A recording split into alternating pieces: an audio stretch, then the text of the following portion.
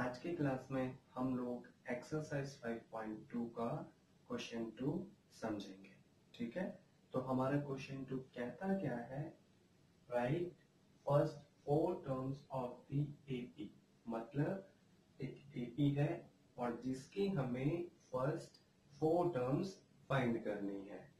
When the first term A and the common difference D are given as follows, मतलब उस AP की हमें first term यानी A given है और कॉमन डिफरेंस यानी D भी गिवन है। ठीक है, और इस क्वेश्चन में हम देख सकते हैं कि A हमारा 10 है और D हमारा 10 है, मतलब दोनों चीजें सेम है। लेकिन इस क्वेश्चन को सॉल्व करने से पहले हम एक बेसिक सी चीज पढ़ेंगे। ठीक है, जैसे कोई भी एक एपी है, ठीक है, उसकी जो फर्स्ट टर्म होती है, ठीक है, उसको हम हमेशा A1 लिखते हैं या फिर A भी लिखते हैं, और जो उसकी दूसरी टर्म होती है जिसे हम A2 लिखते हैं, तीसरी टर्म होती है उसे हम A3 लिखते हैं, चौथी टर्म होती है उसे हम A4 लिखते हैं, और ऐसे जो लास्ट टर्म होती है उसे हम AN लिखते हैं। ठीक है, तो ये ध्यान रखना। तो कोई भी एपी जिसमें जो टर्म्स होती हैं उनको हम इस तरीके से लिख के शो करते हैं। ठीक है, अब जैसे फोर्थ टर्म थी A4 लिख दिया, सेवंथ टर्म होगी तो A7 लिख देंगे, 11th टर्म होगी तो A11 लिख देंगे। ठीक है, अब इसको सॉल्व कैसे करेंगे ये समझते हैं। उसके लिए छोटे से फॉर्मूले होते हैं जो आपको ध्यान रखना है। ठीक है, अब जैसे उसने हमें बोला एपी है जिसकी फर्स्ट 4 टर्म्स निकालो, मतलब एपी है और उसकी फर्स्ट 4 टर्म्स। अब भाई A1 निकालना है ना, A2 निकालना है, A3 निकालना है और A4 निकालना है।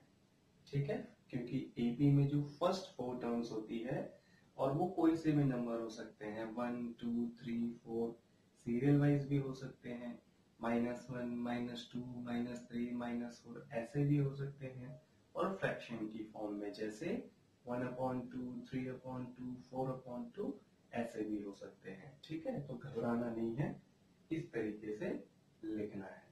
अब फर्स्ट टर्म जो है A1 वो हमारा A ही होता है, तो हम सीधा सीधा लिख देंगे A1 लिखो या A लिखो, बात सेम है।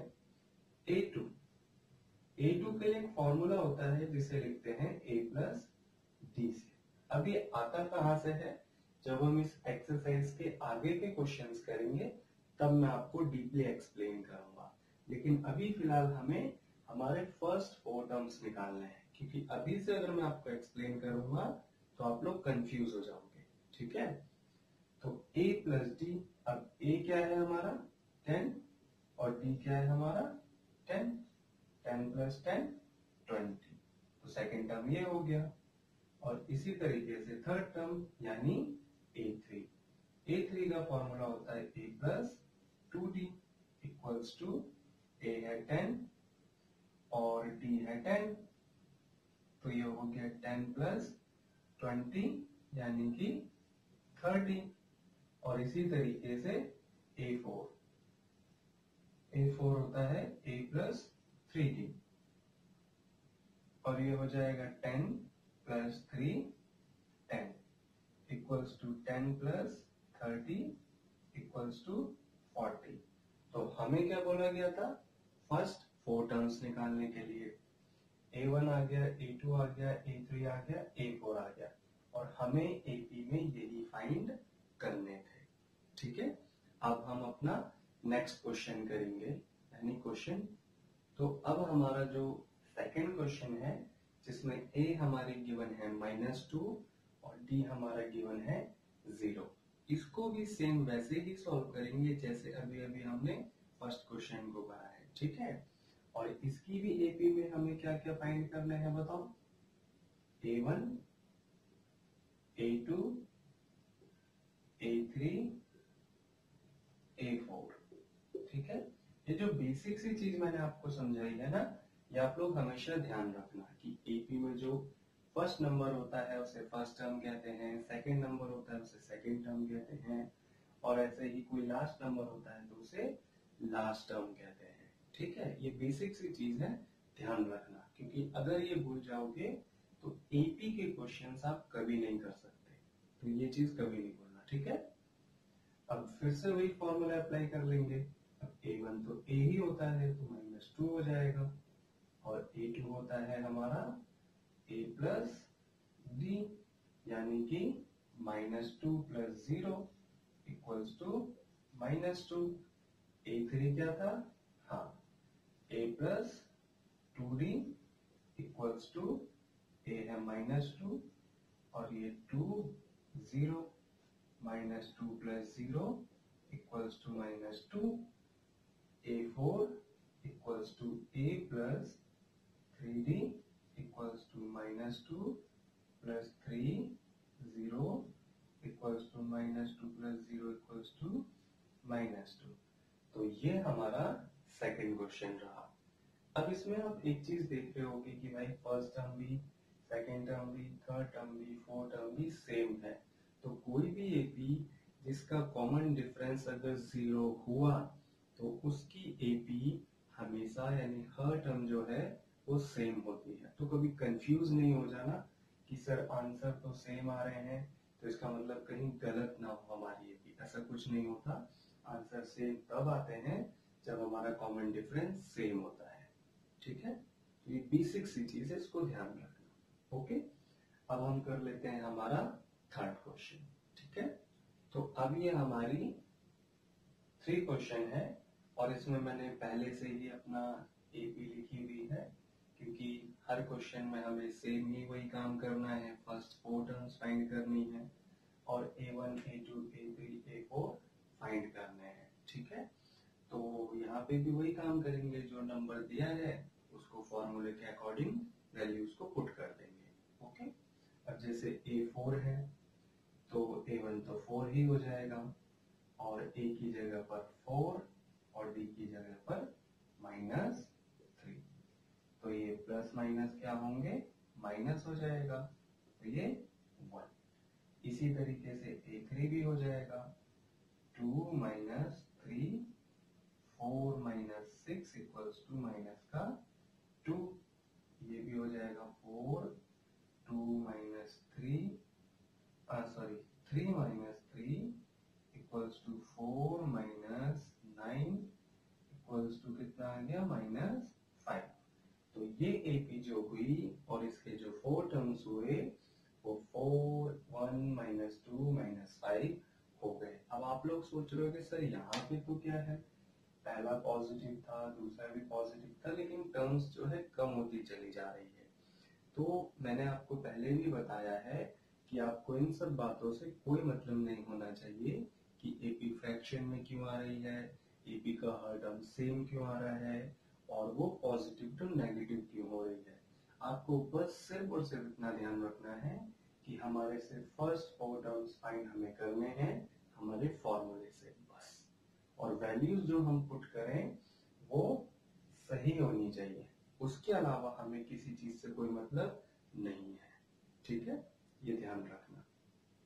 अब हम अपना कर लेंगे फोर्थ क्वेश्चन सेम इसी मेथड से। ठीक है, तो मैंने ये हमारा फोर्थ क्वेश्चन लिख लिया है, जिसमें a-1 है और d फ्रैक्शन की फॉर्म में है। अब इनको कैसे सॉल्व करेंगे? सेम वही मेथड रखें। ठीक है, तो सेम, क्योंकि एपी बार बार वही a1 a2 a3 a4 हो रही है और हमें बार बार वही चीज फाइंड करनी है, इस वजह से हम लोग इस चीज को लिख रखे हैं। ठीक है, तो a1 अपना सेम लिख लेंगे, -1, a प्लस डी क्या हो जाएगा बताओ? -1 + 1/2, इसको इससे मल्टीप्लाई कर लेंगे। वैसे तो एलसीएम लिया जाता है, पर ये शॉर्ट मेथड है जो मैं आपको बता रहा हूँ और हमेशा काम आएगा।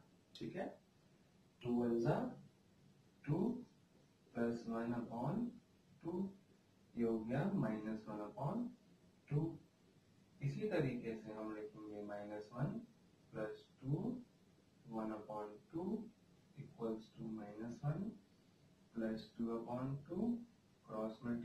फ्रैक्शन -2 + 2/2 = 0.2 मतलब 0, और ये -1 + 2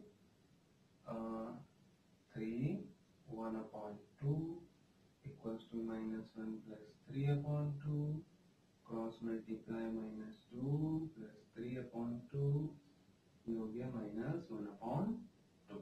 तो था ना इजी भाई, फ्रैक्शन में है तो हमारी बाकी की ये बीस फ्रैक्शन में आ गई, और अगर हमारा कॉमन डिफरेंस फ्रैक्शन में नहीं होता तो ए पी भी फ्रैक्शन में नहीं आते। ओके, अब हम करेंगे लास्ट क्वेश्चन जो कि है फिफ्थ। ठीक है, तो अब ये हमारा फिफ्थ क्वेश्चन है जिसमें ए डेसिमल में है और डी भी डेसिमल में है, बट दोनों नेगेटिव में है। अब इसको भी पुट करके देखेंगे और देखेंगे हमारे चारों टर्म्स क्या आते हैं। तो भाई a1 तो सेम वही फर्स्ट टर्म होता है, a ही होता है, तो वही वैल्यू पुट कर लेंगे, है ना। और बाकी में पुट करेंगे तो -1.25 प्लस -0.25। अब इनको सॉल्व करेंगे तो ये आ जाएगा -1.25 -0.25।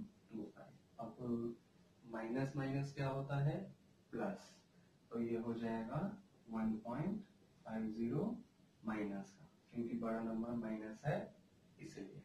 ओके, अब a + 2d करेंगे, -1.25 + 2 -0.25, ये हो जाएगा -1.25 -0.50 इक्वल्स टू, ये हो जाएगा कितना, प्लस करेंगे इसे तो हो जाएगा -1.75, और ये a है 1.25 + 3 -0.25 इक्वल्स टू -1.25, और इसकी मल्टीप्लाई तो -0.75, इनको प्लस करेंगे तो कितना आएगा, मेरे हिसाब से 2.00।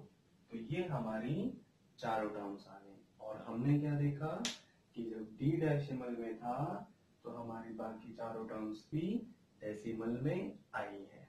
ठीक है, तो ये हमारा क्वेश्चन 2 था जिसकी हमने बाकी की 4 टर्म्स फाइंड करी थी। क्लास पसंद आई हो तो लाइक कर देना, शेयर कर देना, और कैसा लगा मेरा पढ़ाना आप कमेंट बॉक्स में भी बता देना। ठीक है, तब तक के लिए गुड बाय।